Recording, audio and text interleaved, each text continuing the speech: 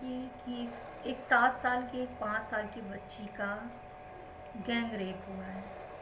बहुत बुरी तरीके से तड़प के मरेंगे और मांगने से भी इनको मौत नहीं नसीब होगी। और बेटी पढ़ाओ बेटी बचाओ, क्या है ये सब। Hello my YouTube family, welcome back to my channel Saumya blog. कैसे आप सभी लोग? आई होप आप लोग अच्छे होंगे और हम भी अच्छे हैं। तो आज है 16 तारीख। कल है मेरी बेटी का बर्थडे। तो मुझे खाना क्या तो 16 तारीख है आज और कल है विदु का बर्थडे, मेरे बड़े वाले बेटे का। तो देखते हैं कैसा अरेंजमेंट करते हैं और क्या करते हैं। और मेरी तबीयत थोड़ा सा कुछ ठीक नहीं है। कल रात से ही मैंने बताया भी था कि मेरा अर्थराइटिस है, गठिया। इसकी वजह से ना मेरे पैर में बहुत ज़्यादा मतलब कि पेन है और चलने फिरने में भी बहुत मतलब एड़ी साइड ना मेरा इतना जैसे लग रहा है कि इसमें मेवात भरा हुआ है, जैसे पस भरा हुआ है, इतना टपकने लगता है। और घुटने उठने पे और ये पूरे जॉइंट्स वगैरह में इस पे बहुत ज़्यादा पेन है। तो दवा मैंने अपने हस्बैंड से बोल दिया है, होम्योपैथी की मैं दवा करती हूँ। तो मैं होम्योपैथी की दवा मंगाई हूँ और वही खाऊँगी ये दवा और देखती हूँ कब तक ठीक होगा। यार मुझे बहुत परेशान मैं हो चुकी हूँ, आज इतने दिन से मैं परेशान हूँ। विवेक का जब मेरे बर्थडे था तब भी मेरी तबीयत ख़राब थी। 1 अप्रैल को उसका बर्थडे होता है। उसके 1-2 दिन पहले से भी मेरी तबीयत ठीक नहीं लग रही थी, लेकिन मैंने किसी तरीके मतलब होता नहीं कि ये सोच के रखना, हाँ मेरे बेटे का बर्थडे है, हाँ ये फंक्शन है, तो माइंड थोड़ा सा डाइवर्ट रहता है। तो उस चीज़ में अरेंजमेंट करने के चक्कर में रह गया ऐसे ही। और जिस दिन बर्थडे था उस दिन भी मेरी तबीयत ठीक नहीं लग रही थी, लेकिन उसके दूसरे दिन एक बार भी सब समझ लीजिए ख़राब हो गया था। उधर मेरे भाई का गला भी कट गया था, वहाँ भी मैं इतना ज़्यादा काम और घर के बहुत सारी चीज़ें थी जो पूरा अरेंजमेंट मुझे ही करना पड़ता था। तो सारा कुल मिला के मेरे ही ऊपर फिर लास्ट में मैं ही पड़ गई थी। और देखो विदु के भी बर्थडे में भी यही मेरी तबीयत ठीक नहीं लग रही है, लेकिन भगवान करे मैं ठीक रहूँगी। कि मैं ठीक रहूँगी तभी मैं बच्चे लोगों के लिए सब कुछ अच्छा अच्छा कर पाऊँगी। क्योंकि हस्बैंड जो होते हैं आदमी लोग, वो लोग घर का काम करेंगे कि बाहर का काम करेंगे। तो देखती हूँ अभी ठीक हो जाऊँगी, दवा खा कर ही ठीक हो जाए बस। ये पेन बस ठीक हो जाए बस, वरना मुझे इतना इतना उलझन हो रही कि मेरा काम वाम करने में भी मेरा मन नहीं लग रहा। वैसे लग रहा बस चुपचाप जाके लेट जाऊँ, लेकिन फिर भी काम तो करना पड़ेगा चाहे जितनी भी परेशानियाँ हों। तो मैं यहाँ पे मैं इसी वजह से और ये वीडियो मैं बना रही हूँ कि अभी जो एक केस हुआ है वहाँ साथ मेरा बेटा आ गया था। तो ये केस हुआ है कि अभी मैंने मतलब दो दो दिन से मैं कंटिन्यू अपने इंस्टाग्राम पर मैंने जो मेरे फॉलोअर्स हैं तो कई लोगों के मैंने स्टोरी देखी कि एक 3 साल की कि एक 7 साल की एक 5 साल की बच्ची का गैंग रेप हुआ है। मतलब मैं ये देख करके ना, ऐसा नहीं है कि ये अभी फर्स्ट टाइम हुआ है, बहुत हो चुका है ये सारी चीज़ें। लेकिन जब अभी मैं 2 दिन से कंटिन्यू देख रही ना, मतलब इतना अजीब सा अंदर सा फील आ रहा है कि मतलब दुनिया में कोई बच्चियाँ, मतलब दुनिया की तो मैं बात दुनिया की बात छोड़ो, हमारे इंडिया में मतलब कोई लड़कियों की इज्जत ही नहीं रह गई है। ऐसा मतलब कि इतनी दरिंदगी पे उतर आए हैं लोग। इतनी निस्तई पे उतर आए हैं इस देश के जो भी नौजवान युवक, जो भी लड़के छिछोड़े जो भी हैं, सॉरी मतलब आप लोग बुरा मत मानिएगा, लेकिन ये सच है। जो ये लोग कर रहे हैं कि ये मतलब कि क्या सोच के कर रहे हैं, इनको इनका कर्मा जब वापस रिटर्न मिलेगा तो ये लोग बहुत बुरी तरीके से तड़प के मरेंगे और मांगने से भी इनको मौत नहीं नसीब होगी। मैं भगवान जी से यही दुआ करती हूँ कि ये कर्म कर रहे हैं सारे लड़के, जो भी ये गैंग रेप कर रहे हैं, जो भी लड़कियों के साथ इस तरीके का दुष्कर्म करते हैं, मुंह पे एसिड फेंक देना, ये वो, अब इस टाइम तो रेप का ज़्यादा चल रहा है। तो भगवान करे कि उनके साथ इतना बुरा हादसा हो, इतना बुरा हादसा हो, उनकी रूह तक कांप जाए।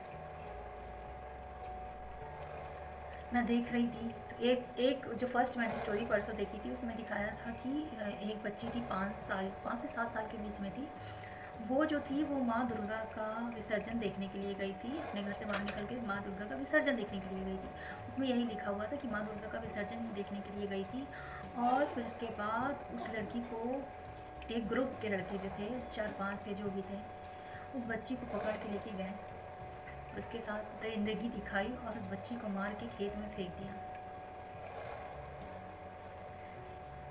इतना मतलब यहाँ पे इतना अजीब सा लगता है। यहाँ तो मुझे ऐसा लगता है कि मैं अपने बच्चों को, मेरे बेटे हैं 2, बस ये लगता है कि उनको मैं कितनी अच्छी से अच्छी परवरिश दूँ, उनके दिमाग में ये जहन में डाल दूँ कि लड़कियों को हमेशा प्रोटेक्ट करके चलना है।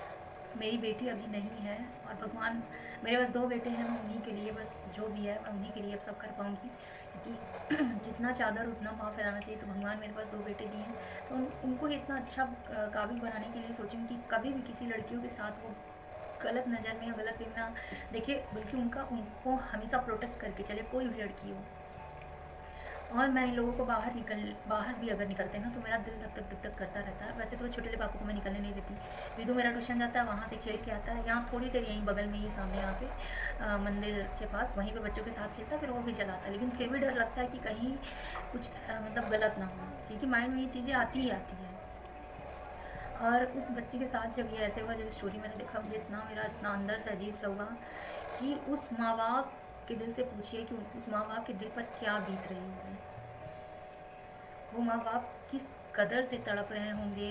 उनके दिल में तो ऐसा मतलब आ रहा होगा कि जो भी जिसने भी किया है बस उनके हवाले, वो इंसान, वो शख्स, जितने भी वो लड़के थे, वो सिर्फ उनके हवाले पहुंच जाए।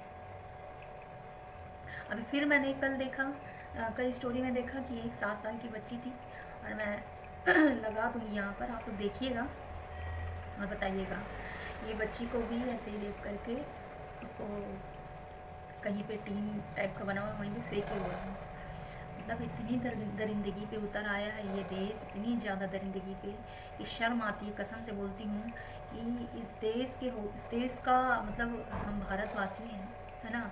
तो मतलब यहाँ के नौजवानों को क्या हो गया, मुझे बहुत अजीब सा फील होता है। इसके अकॉर्डिंग बाकी देशों में बहुत ज़्यादा ही अच्छी चीज़ें होती है। यहाँ हद से ज़्यादा इंसान गिर चुका है, इतना गिर चुका है कि जिसकी कोई हद नहीं है। और बेटी पढ़ाओ बेटी बचाओ, क्या है ये सब। ये बेटी पढ़ाओ बेटी बचाओ, अरे पढ़ाओ तो छोड़ ही दो, बेटी ही बचा लो। क्यों आप लोग इस देश के जो भी नेता हैं, मैं कोई किसी के खिलाफ नहीं हूँ ना, मैं कोई ऐसी बात करना चाहूँगी, लेकिन मेरी आप लोगों से एक हाथ जोड़कर विनती है कि अगर ऐसा बोला गया है बेटी पढ़ाओ बेटी बचाओ, नहीं पढ़ा पा रहे हो कोई बात नहीं, साइड करो, बट बेटी को बचाओ तो सही। जिसके साथ ऐसा हो रहा, मानते हैं आप हर जगह अवेलेबल नहीं होंगे, हर जगह इंसान अवेलेबल नहीं होगा, लेकिन अगर उनके साथ ऐसा हो जा रहा, अभी दिल्ली सॉरी कोलकाता वाला जो हुआ केस है ना, उसका मुझे पता नहीं समझ में आ रहा है कि षड्यंत्र क्या है, कौन सच है क्या झूठ है, नहीं समझ में आ रहा है। ये जो बच्चियों का हुआ है, हाँ, आप लोग पकड़ ही नहीं पा रहे हो। ये लोग कैसे करके सब कुछ चले जा रहे हैं, इस तरीके से बेटी को मार के चले जा रहे हैं, उसके साथ दरिंदगी करके चले जा रहे हैं। इस देश के नौजवान जो है अपनी हैवानियत दिखा के चले जा रहे हो। हमारे नेता लोग इस पर कोई एक्शन नहीं ले पा रहे, क्यों नहीं ले पा रहे हैं। और तो और आप कुछ ऐसी सज़ा दो ना उन लोगों को, ऐसा मतलब रूल बना दो, ऐसा मतलब एक नियम बना दो कि ऐसा करने वालों के साथ मतलब इतनी कड़ी सज़ा उनको मिले ना। मेरा तो बस चले, कसम से बता रही हूँ कि बीच चौराहे पे ऐसे लोगों को क्या बोलूँ मैं, उस इंसान के साथ वही दुष्कर्म करवा के और उनका काट करके इधर उधर काट उधर उसी में उसको छोड़ दो, और ऐसे ही तड़पने तो देखो कितना मज़ा आता है। तब पूछेंगे कि बेटा कितना तकलीफ़ होती है तुमको। बस करो यार, बस करो।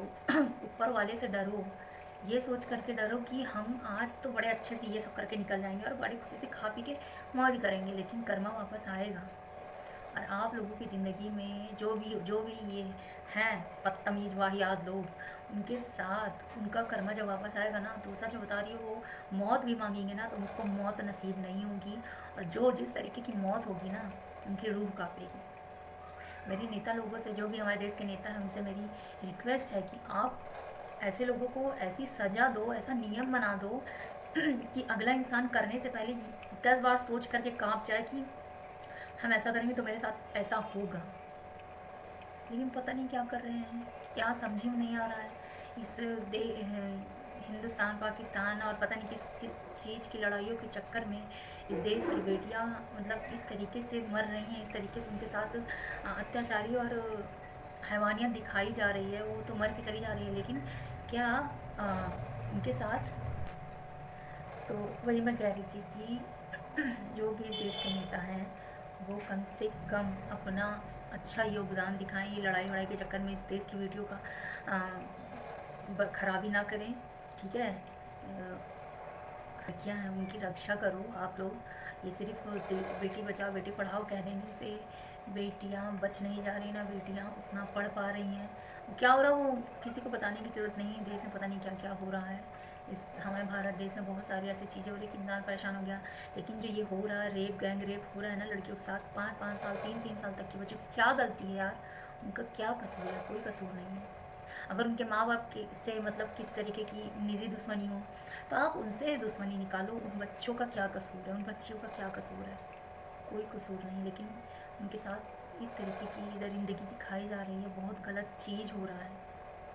इस टाइम में कोई भी सेफ़ नहीं है, कोई भी सेफ़ नहीं है। चाहे वो छोटे लड़के हो, छोटे बच्चे हों, या तो फिर छोटी लड़कियाँ हो। छोटी लड़कियाँ क्या, यहाँ तो वो जो कलकत्ता वाला भी अभी केस हुआ है वो तो सभी को पता होगा। मतलब आप लोग सोचो कि 5-6 लड़के मिलकर के इस तरीके से जब एक कोई इंसान ऐसे टाइटली पकड़ लेता है और ज़बरदस्ती खींचातानी करने लगता है तो कितनी बस हंसी होने लगती है, कितनी उलझन होती है। तो आप लोग सोचो कि जब ऐसा हो रहा होता है कितना वो किस तरीके से वो रोती बिलखती होंगी, कैसे अपने बचाव के लिए सब कुछ करती होंगी। लेकिन चले जाते हैं और खुलेआम बस ऐसे ही घूमते रहते हैं इस देश के लड़के जो गलत काम करके बैठे हुए हैं।